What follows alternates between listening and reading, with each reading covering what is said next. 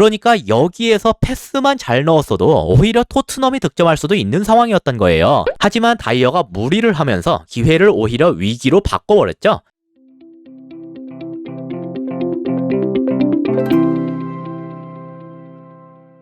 안녕하세요. 축구 보는 기자 축복입니다. 토트넘이 레스터에게 4대1 대참패를 당했는데요. 이날 특히 인상적이었던 건 이 두 번째 실점 장면이었어요. 왜냐면 토트넘이 전방에서의 압박을 통해서 기회를 잡았다가 제대로 판단을 내리지 못하면서 오히려 위기로 바꿔버린 장면이었거든요. 지금은 오른쪽 풀백인 카스타뉴한테 볼을 막 투입하는 중인데요. 풀백이니까 전술적 마크맨은 윙어인 손흥민이 되겠죠. 사실 화면으로만 봐도 손흥민 외에는 막아줄 선수가 딱히 없어 보입니다. 그래서 이렇게 볼이 가자마자 손흥민이 냅다 달려가는데요. 지금 손흥민의 시선을 보면 뒤를 바라보고 있죠. 카스타뉴한테 달려가면서 3번 정도 뒤를 돌아봤는데 이건 카스타뉴가 패스를 보낼 상대들, 그러니까 카스타뉴로부터 패스를 받게 될 선수들의 위치를 확인하는 거예요. 왜냐하면 카스타뉴를 압박하러 갈 때 카스타뉴의 패스길을 차단하면서 갈 수 있기 때문입니다. 그래서 카스타뉴가 듀스버리홀한테 볼을 넘길 수가 없게 됐어요. 그렇다고 직접 전진을 하자니 그것도 옆에 있는 손흥민 때문에 너무 부담스러운 상황이죠. 그래서 안전하게 롱패스를 때릴 수밖에 없었습니다. 이게 의미하는 바는 상당히 큰데요. 레스터는 지금 후방에 무려 6명이나 있는 상황이에요. 자연스럽게 전방에는 4명밖에 없겠죠.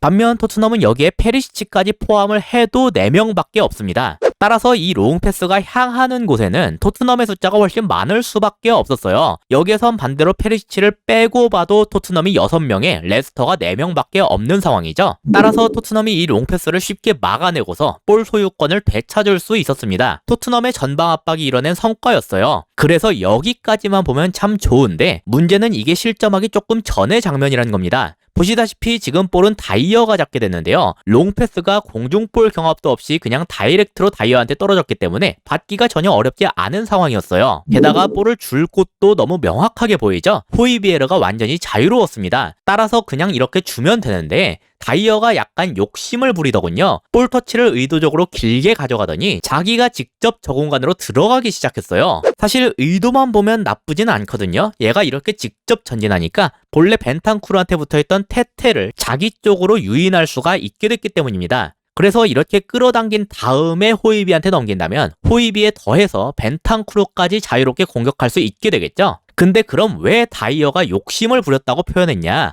테테를 끌어들인 건 좋은데 그 다음에 볼 컨트롤을 잘못해서 호이비한테 패스를 보내지 못했기 때문이에요. 그러니까 더 좋게 만들려다가 오히려 정작 중요한 걸 놓치게 된 셈이죠. 그래서 여기에서 질질 끌리다가 결국 테테한테 완전히 붙잡혀서 전방으로 패스를 못 보냈습니다. 그리고 설령 여기서 이제 보낸다고 하더라도 이미 이렇게까지 끌린 시점에서 의미가 없게 됐어요. 호이비한테 생겼던 공간이 다 사라졌거든요. 레스터가 완전히 수비 대형을 새롭게 갖추게 됐다는 거죠. 그래서 다시 백패스를 하게 됐는데 다시 포로를 통해 앞으로 가려고 하고 이것저것 해보긴 했지만 결국 골키퍼한테까지 돌리게 됐습니다. 하지만 제가 이전 영상에서도 몇 차례 언급을 했던 바가 있는데 이렇게 백패스를 한다는 건 상대에게 압박 들어오세요 라고 말하는 거랑 똑같은 거예요. 그래서 토트넘의 후방 선수들한테 죄다 하나씩 붙들어 오고 있죠. 벤 데이비스가 볼을 받기는 했지만 딱히 줄 곳이 마땅치 않습니다. 그래서 아까와 반대로 이번엔 토트넘이 롱패스를 강제 받게 됐는데요. 그래도 아까 레스터보단 훨씬 좋은 롱패스가 나갔어요. 내려오는 케인을 향해서 땅볼로 깔아서 보냈는데 이게 통과가 되더군요. 다만 그럼에도 케인이 볼을 소유하기는 쉽지 않은 그림입니다. 뒤에서 파스가 득달같이 달려오는 데다가 바로 앞에서 맨디가 이걸 도와줄 수 있기 때문이에요.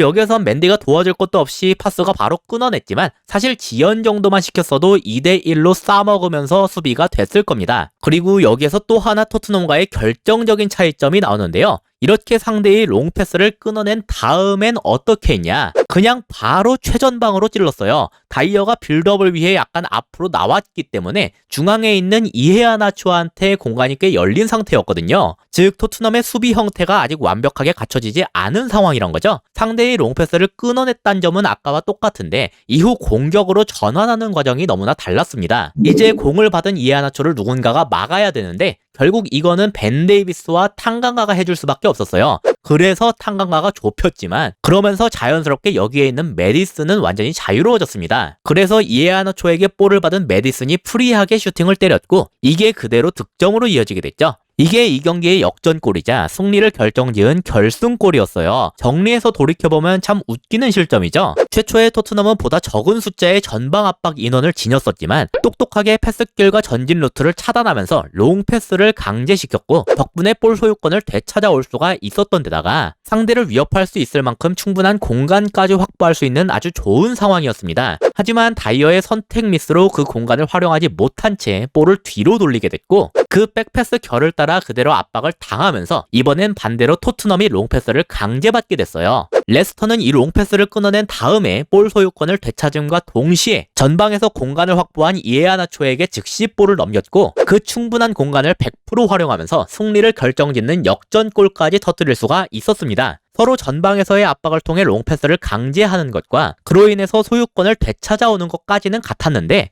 이후에 공격 전환을 하는 과정에서 토트넘은 머뭇거리며 주어진 공간을 활용하지 못했고 레스터는 빠르게 투입하면서 주어진 공간을 활용했다는 점에서 결정적인 차이를 드러냈다. 이렇게 정리할 수 있겠습니다. 그러니까 여기에서 패스만 잘 넣었어도 오히려 토트넘이 득점할 수도 있는 상황이었던 거예요. 하지만 다이어가 무리를 하면서 기회를 오히려 위기로 바꿔버렸죠. 그래서 저는 이 실점에서 가장 책임이 큰 것은 다이어라고 생각합니다. 후방 선수들이 얼마나 전환을 빠르고 정확하게 할 수 있는지에 따라 공격의 기회가 될 수도 있고 실점의 위기가 될 수도 있다는 걸 잘 보여주는 실점이었어요. 이상으로 오늘의 영상을 마치도록 하겠습니다. 시청해주셔서 감사합니다.